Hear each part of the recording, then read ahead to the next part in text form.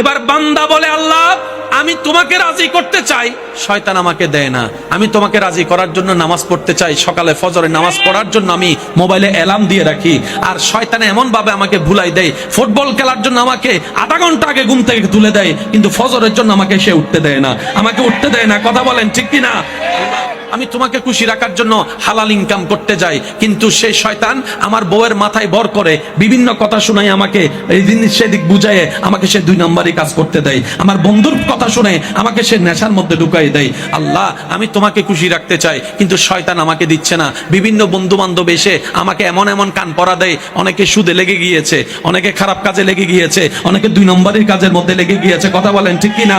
অনেকে 1 কেজি চনা দিতে গিয়ে, চিনি দিতে গিয়ে আধা কেজি কমাই দিয়েছে, এমনও আছে। আল্লাহ আমি ভালো করে চলতে চাই, কিন্তু কেমন জানে শয়তান আমার মাথায় রাগ ঢুকাই দিয়েছে, হিংসা ঢুকাই দিয়েছে। আমি ভাই হয়ে নিজের মায়ের পেটের ভাইয়ের কল্যাণ দেখতে পারি না, আমার ভাতিজা ভাইয়ের ছেলের কল্যাণ দেখতে পারি না, আমার ভিতরে কেমন জানি জ্বলে। আমি পরাজিত হতে চাই না, আমি জিততে চাই। সেজন্য নিজের ভাইকে, মার পেটের ভাইকে হারিয়ে আমি বড় হয়ে জিততে চাই। আল্লাহ আমি জানি এগুলো মানুষের কাজ, এগুলো তোমার পছন্দ না, কিন্তু শয়তান আমাকে দিয়ে করাচ্ছে। আল্লাহ আমি করবো তো কি করবো, করবো তো কি করবো?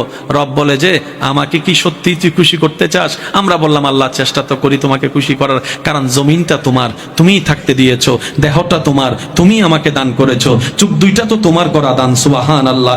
যে জবান দিয়ে কথা বলি সেটাও তোমার দান। আল্লাহ আমার সবকিছু তো তোমার দান, আমার প্রাণটাও তোমার দান, আমার রিজিকটাও তোমার দান, আমার স্ত্রীও তোমার দান, আমার সন্তানও তোমার দান, আমার স্বামীও তোমার দান, আমার শ্বশুর শাশুড়ি তোমার দান, আমার মা বাবা তোমার দান, আমার সমস্ত কিছু তো আল্লাহ তোমার দান, নিঃশ্বাসটা তোমার দান, ফলফলা দিয়ে তোমার দান। আল্লাহ তোমাকে খুশি করতে চাই, কারণ আমি জানি তুমি খুশি হলে সৃষ্টি জগৎ আমার হয়ে যাবে, তুমি একবার খুশি হলে জান্নাত আমার হয়ে যাবে। সুবহানাল্লাহ, সুবহানাল্লাহ, সুবহানাল্লাহ। বান্দা বলে আল্লাহ আমি তোমাকে খুশি রাখতে চাই। রব বলে যে তাহলে একটা কাজ কর, নবীর মহাব্বতটা অন্তরে নিয়ে শয়তান যা পছন্দ করে সে কাজগুলোকে উল্টা করা শুরু কর, উল্টা করা শুরু কর। শয়তান যেটা করতে বলবে সেটা থেকে দূরে থাকবি, শয়তান যেটা না করবে সেটাকে তুই আরো বেশি করে করবি, এইভাবে চেষ্টা কর।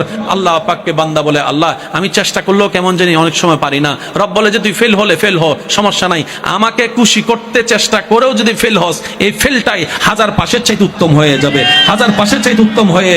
বান্দারে তুই তোর জায়গায় চেষ্টা কর, না পারলে আমাকে একবার ডাক দিবি। একটু সুবহানাল্লাহ জোরে বলি। বান্দা তোর চেষ্টা তুই কর শয়তানকে হারানোর, না পারলে আমাকে একবার ডাক দিবি। আল্লাহ কিভাবে ডাক দিব তোমাকে? রব বলে যে তুই যখন পারবি না তখন বলবি আউযু বিল্লাহি মিনাশ শাইতানির রাজিম, আউযু বিল্লাহি মিনাশ শাইতানির রাজিম, আউযু বিল্লাহি মিনাশ শাইতানির রাজিম।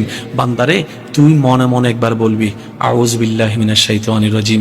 তুই যখন পারবি না তখন আমাকে ডাক দিবি, আমি দেখি, তারপর আমি সাহায্য করব না। কারণ কি জানিস, আমি প্রেমিক খুঁজতে চাচ্ছি, যে 1000 শয়তান বাঁধা দেওয়ার পরও সমস্ত বাঁধা ফেলিয়ে দেওয়াল ডিঙ্গিয়ে কে আমাকে খুশি করতে আসে, আমি সে বান্দার চেহারা দেখতে চাই, আমি সে বান্দার চেহারা দেখতে চাই। সুতরাং আমি একটু অপেক্ষা করব তোদের প্রেমটা পরীক্ষা করার জন্য। আমি যখন দেখব কোনো বান্দা 1000 বান্দার পরও আমি আল্লাহকে খুশি করার জন্য এগোতে আছে, চেষ্টা করছে, সে যখন আউযু বিল্লাহি মিনাশ শাইতানির রাজিম বলে আমি রবকে ডাক দিবে, তখন আমি